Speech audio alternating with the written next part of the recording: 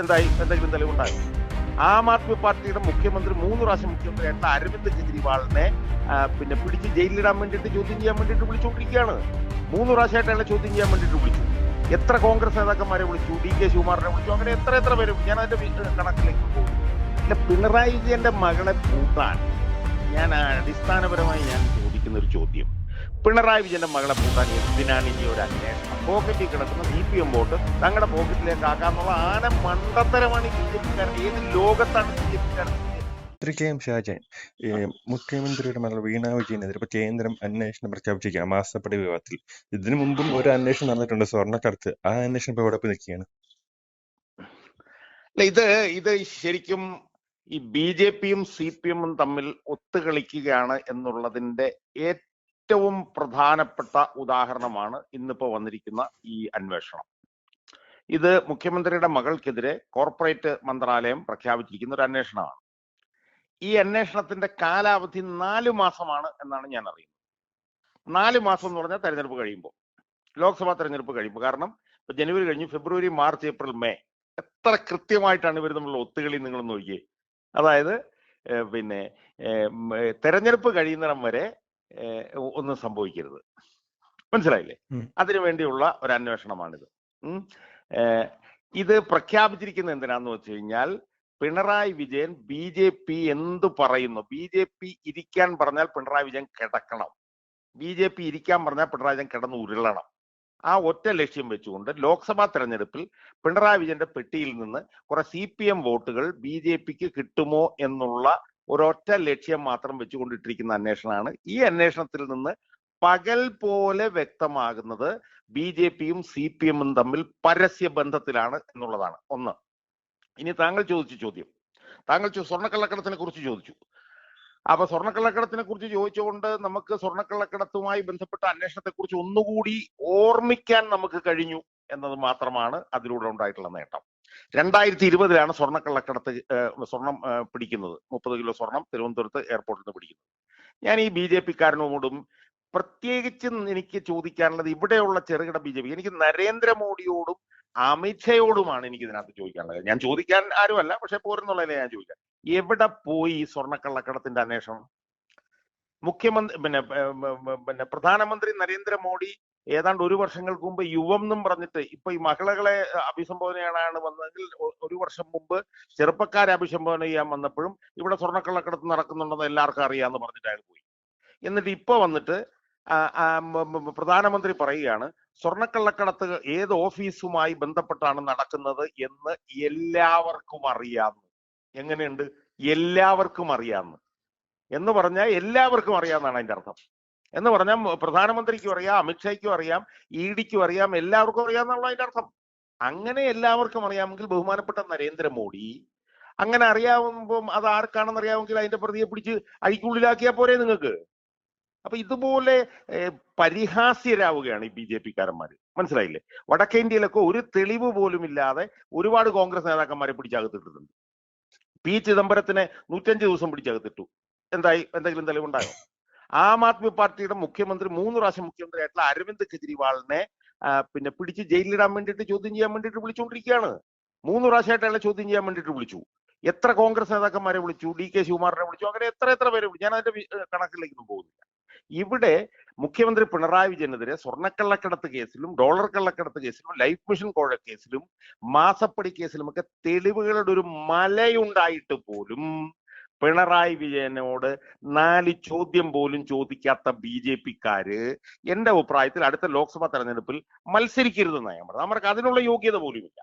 ഈ കോർപ്പറേറ്റ് പിണറായി വിജയന്റെ മകൾക്കെതിരായിട്ടുള്ള ഈ കോർപ്പറേറ്റ് മന്ത്രാലയത്തിന്റെ അന്വേഷണം പച്ച പരസ്യമായി നരേന്ദ്രമോദിയും അമിത്ഷയും പിണറായി വിജയനും ഒരേ വള്ളത്തിലാണ് സഞ്ചരിക്കുന്നത് എന്നുള്ളതിന്റെ ഏറ്റവും പുതിയ തെളിവെന്നാണ് ഞാൻ പറഞ്ഞത്. ഏറ്റവും അവസാന തെളിവെന്നല്ല, ഏറ്റവും പുതിയ തെളിവ് എന്നാണ് എനിക്ക് പറയാനുള്ളത്.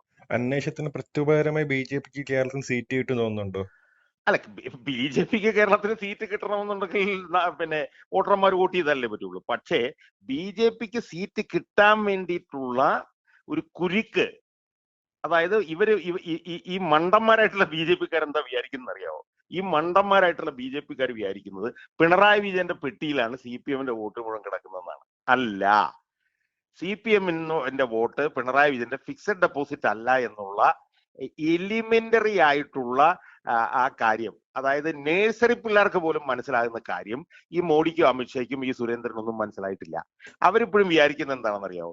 ഈ CPM-ന്റെ വോട്ട് കൂടെ പിണറായി വിജയന്റെ പെട്ടിക്കകത്താണെന്നും പിണറായി വിജയനെ കുരുക്കിയിട്ട് കഴിഞ്ഞാൽ പിണറായി വിജയൻ CPM വോട്ടിനോട് അതെ നിങ്ങൾ ഇവിടുന്ന് മാറി BJP-യുടെ പെട്ടിയിലേക്ക് പോ എന്ന് പറഞ്ഞാൽ പോകുന്ന വോട്ടാണ് CPM-ന്റെ വോട്ട് എന്നുള്ള തെറ്റിദ്ധാരണയാണ് ഇവരെ നയിച്ചുകൊണ്ടിരിക്കുന്നത്. ലക്ഷക്കണക്കിന് വരുന്ന CPM-ന്റെ അണികളുടെ ഏറ്റവും വലിയ ശത്രു പിണറായി വിജയനാണെന്നുള്ള ഈ നഴ്സറി പിള്ളേർക്ക് അറിയാവുന്ന തത്വശാസ്ത്രം പോലും ഈ BJP-യുടെ നേതാക്കന്മാർക്ക് അറിയില്ല.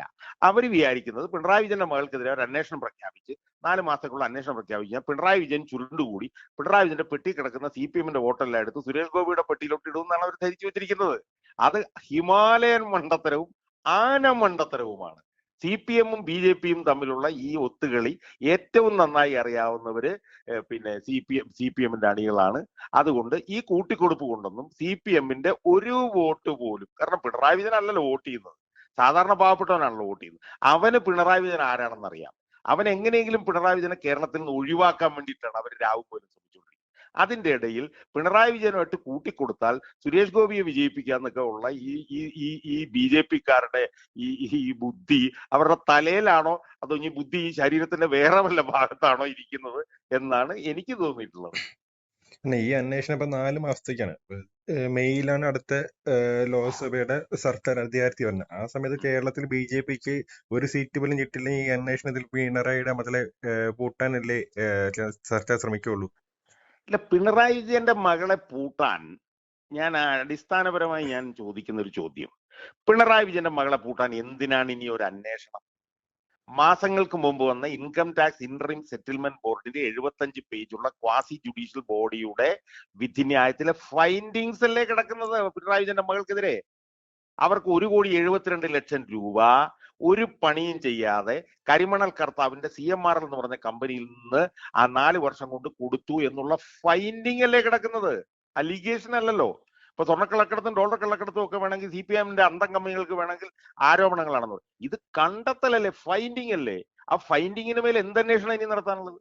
ഒരുത്തൻ ഇപ്പൊ ഞാൻ ഒരു 100 പവൻ കട്ടു 100 പവൻ കട്ടു എന്നുള്ളത് എന്റെ അടുത്ത് തൊണ്ടി പിടിച്ചു, എന്റെ വീട്ടിൽ വന്ന് പോലീസ് തൊണ്ടി പിടിച്ചു 100 പവൻ കട്ടു എന്നുള്ളത്. അപ്പൊ പിന്നെ ഷാജാൻ 100 പവൻ കട്ടത് തൊണ്ടി കണ്ടുപിടിച്ചു കഴിഞ്ഞാൽ പിന്നെ ഷാജാനെതിരെ അന്വേഷണം നടത്തേണ്ട കാര്യമുണ്ട്. ഷാജാനെ വേറെ നേരെ ജയിലിലോട്ട് കൊണ്ടുവന്ന് അഴിക്കുള്ളിലാക്കിയാൽ പോരെ. ആ അർത്ഥത്തിൽ പിണറായി വിജയന്റെ മകൾക്ക് 1,72,00,000 രൂപ ഒരു പണിയും ചെയ്യാതെ കൊടുത്തു എന്നുള്ളത് ഒരു അർത്ഥ ജുഡീഷ്യൽ ബോഡിയുടെ കണ്ടെത്തലായി വന്ന സ്ഥിതിക്ക് പിന്നെ എന്തന്വേഷണമായി കോർപ്പറേറ്റ് മന്ത്രാലയം നടത്താൻ ഉദ്ദേശിക്കുന്നു? എനിക്ക് മനസ്സിലാവുന്നില്ല. അപ്പൊ അതുകൊണ്ട് തന്നെ 4 മാസത്തിനുള്ളിൽ ഞങ്ങൾ ഇത് കണ്ടുപിടിക്കും എന്ന് പറഞ്ഞാൽ വേണേ മെയ്യിൽ ഞങ്ങൾ ഇത് പുറത്തു കൊണ്ടുവരും എന്ന് പറഞ്ഞ് പിണറായി വിജയനെ ഒന്ന് പേടിപ്പിച്ചിട്ട് ആ പിണറായി വിജയന്റെ പോക്കറ്റിൽ കിടക്കുന്ന CPM വോട്ട് തങ്ങളുടെ പോക്കറ്റിലേക്ക് ആക്കാന്നുള്ള ആന മണ്ടത്തരമാണ് ഈ BJP-ക്കാരൻ. ഏത് ലോകത്താണ് BJP-ക്കാരൻ ഈ ജീവിച്ചിരിക്കുന്നത് എനിക്ക് മനസ്സിലാക്കാനുള്ളത്. ഇവിടെ പിണറായി വിജയനെതിരായിട്ടുള്ള 90 വയസ്സിൽ കൂടുതലുള്ള MT വാസുദേവനാരും 87 വയസ്സുള്ള മറിയക്കുട്ടി ഉൾപ്പെടെയുള്ള ആളുകൾ പോലും പിണറായി വിജയന്റെ മസ്തകത്തിൽ അടിച്ച് പിണറായി വിജയന്റെ നടുവൊടിച്ചിട്ടിരിക്കുന്ന സമയത്ത് ഈ BJP-ക്കാരൻ പിണറായി വിജയന്റെ പോക്കറ്റിലാണ് CPM-ന്റെ വോട്ടെന്നൊക്കെ. കണ്ണൂരിലെ വോട്ട് പോലും പിണറായി വിജയന്റെ പോക്കറ്റിലല്ല. ഇപ്പോ കണ്ണൂരിൽ ഉണ്ടായിരിക്കുന്ന മാറ്റങ്ങൾ പോലും കാണാം. അപ്പൊ ഏത് ലോകത്താണ് ഏത് സ്വപ്ന ലോകത്തെ ബാലഭാസ്കരൻ എന്ന് പറഞ്ഞിട്ട് സിനിമ ഇറങ്ങിയിട്ടുണ്ട് കൊണ്ട്. അതാണ് എനിക്ക് BJP-ക്കാരെ കുറിച്ചിട്ട് ഈ അന്വേഷണം കണ്ടപ്പോൾ പറയാൻ തോന്നി. മറ്റൊരു കാര്യം ചോദിച്ചോട്ടെ, അതായത് ഇപ്പൊ ഒരു ആഴ്ചയായിട്ട് രാഹുൽ മാങ്കൂട്ടത്തിന്റെ അറസ്റ്റിനെ പറ്റി ഒരുപാട് വാർത്തകൾ പുറത്തുണ്ട്. ഈ രാഹുൽ മാങ്കൂട്ടനെ അറസ്റ്റ് ചെയ്ത ഇതേ പ്രചോദനം എന്തുകൊണ്ട് BJP-യുടെ സുരേഷ് ഗോപിക്കെതിരെ കേരള പോലീസ് ഏറ്റെടുത്തില്ല? സുരേഷ് ഗോപി എടുത്ത് പറഞ്ഞാൽ സ്റ്റേഷനിൽ ഹാജരാകും. ഇതേപോലെ രാഹുൽ മാങ്കൂട്ടൻ പറയാമല്ലോ സ്റ്റേഷനിൽ ഹാജരാവാൻ. അല്ല, ഞാൻ പറയുന്നത് സുരേഷ് ഗോപിയുടെ മാത്രമല്ല, ഞാൻ ചോദിക്കുന്ന കേരളത്തിൽ എത്ര BJP നേതാക്കന്മാര് വിഷലിപ്തമായിട്ടുള്ള പ്രസ്താവനകൾ നടത്തിയിട്ടുണ്ടെന്ന് പറഞ്ഞാൽ അവർക്കെതിരെ കേസെടുത്തിട്ടുണ്ട്.